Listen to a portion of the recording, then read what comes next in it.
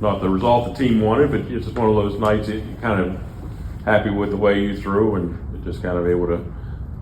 The team knows that this offense is going to explode, at any point on any night. So, yeah, if you tell me that we're going to put up a 0 as an offense, I got a hard time believing that.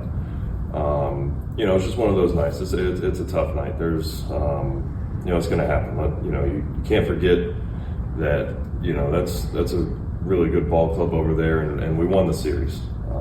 Losing the last game is always tough. It kind of leaves a, bad taste in your mouth. But, if we'd have lost the first one and won the next two, then, we'd be having a ball right now. So, at the end of the day, you got to kind of take a step back and, look at the big picture and know that, we took 2 or 3 of a really good ball team, and, all wins are great, all losses are bad. You move on. As a pitcher, you're always just looking for consistency to go through 9 starts, and 8 of them have been 6+ innings, 2 runs or less. I guess that's all you can ask for. How pleased are you with the way the season's gone so far?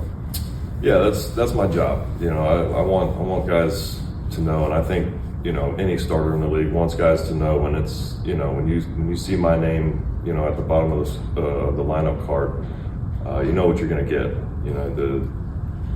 The ups and downs. It's the tale as old as time is one of the oldest sayings in this game. You don't want to ride the wave. You don't want to go up and down. You want to stay as consistent as possible. So. There's a lot of work that goes into that on my end, on our staff's end, training staff, coaching staff, everybody. My catchers are working their butts off behind the plate.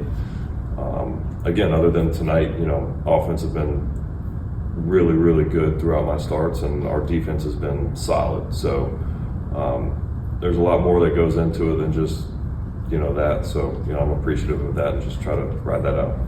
Chris, I asked Walt this earlier, but consecutive series wins with the Dodgers and Cubs.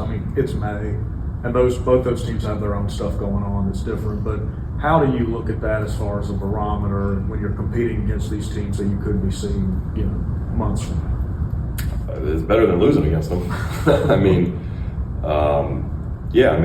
think throughout an entire season, you want to win as many games as you can, and sweeps, that's kind of the cherry on top, but.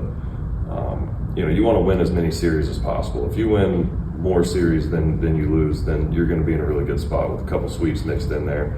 You're going to lose a few series here and there, but if you can take 2 out of 3 from everybody, you're going to be in a pretty good spot. Those are 2 teams you're probably going to see in October. So, again, winning is always better than not. Obviously, you're setting the standard as the ace of the rotation, but also the rest of the pitching staff, from the rotation to the bullpen, are performing really well. Not refreshing, but I guess how nice is it to be part of a pitching staff that just has everything kind of going on for them right now? It's been a lot of fun. Again, it seems like every night we're getting a really quality start out of whoever's on the bump starting. Anytime the ball gets handed over to our bullpen, there's just supreme confidence in those guys. We have some really, really high leverage power arms down there. Again, and it really doesn't matter whose name comes out of the bullpen. I don't even look at the screen anymore, because it doesn't really matter who. You can kind of just pick a name out of a hat in pretty much any situation, and you're confident with who's going to be out there and what they bring to the table. So, that's part of the consistency. You obviously want to have a solid starting 5, and anytime you can get some shutdown innings from the bullpen, it's huge. So it's been a lot of fun. What happened with the number of outs in the 4th inning? Did you lose track of how many outs there were? Yeah, I thought there was only 2. And the Johnson has that was. That was kind of me recognizing that I was going to hear about that when I got to the dugout. You physically, I know you're getting older, but I feel like I'm missing something. Unless I'm missing something, your fastball is like your rookie year, going up in the zone at 98. Is that just hard work? Is that you being healthy, or are you doing anything different mechanically? Or I think there's kind of a lot that goes into that. I've tweaked some things in my off-season routine. Made some adjustments to my throwing program. And really, honestly, just really focusing on hydrating and sleep. those are, you know, this old man's got to take his cat nap sometimes. So, but yeah, I mean, I think, you know, there's a lot that goes into it, and I have an unbelievable team behind me. I wish I could say it's just me rolling out there and able to do this, but you know, our guys in the weight room have a routine for me that's great. Our training staff, you know, they're in there working day in and day out, you know, keeping me on the field, and I appreciate that. And I know that, you know, without them, I'm not able to do that. Yeah. So. Again, I wish I could take all the credit for that, but that's just not the case. And I know you don't like to talk about yourself, but is there something to the young guys seeing this process? And was there somebody that you got to see when you were a young guy go about things the right way?